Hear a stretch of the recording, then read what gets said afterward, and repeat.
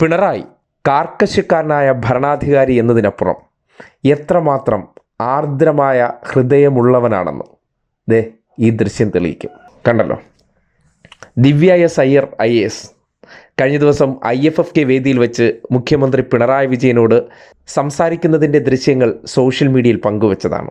കർക്കശക്കാരൻ, ധാർഷ്ട്യക്കാരൻ എന്നൊക്കെ കേരളത്തിലെ സംഘി, സുഡു, കൊങ്ങി മാപ്രകൾ സംഘടിതമായി പ്രചരിപ്പിക്കുന്ന ചില ചിത്രങ്ങളും ചില വാർത്തകൾക്കും അപ്പുറം വ്യക്തി എന്നുള്ള നിലയ്ക്ക് എത്രമാത്രം സിമ്പിളാണ്, സോഫ്റ്റാണ്, ലാളിത്യമുള്ളതാണ് എന്നുള്ളതിൻ്റെ തെളിവാണിത്.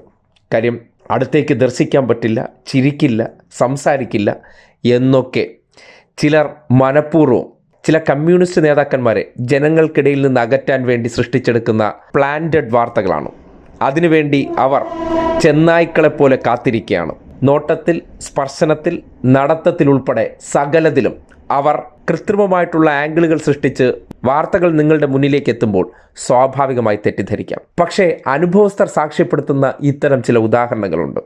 നേരത്തെയും ദിവ്യ എസ് അയ്യർ അനുഭവത്തിൻ്റെ അടിസ്ഥാനത്തിൽ മുഖ്യമന്ത്രിയുടെ സ്വഭാവത്തെയും ഭരണ നൈപുണ്യത്തെക്കുറിച്ച് തുറന്നു പറഞ്ഞിരുന്നു. വലിയ കുരുപൊട്ടലായിരുന്നു. കാര്യം കോൺഗ്രസ് നേതാവായ ശബരിനാഥൻ്റെ പത്നിയാണ്.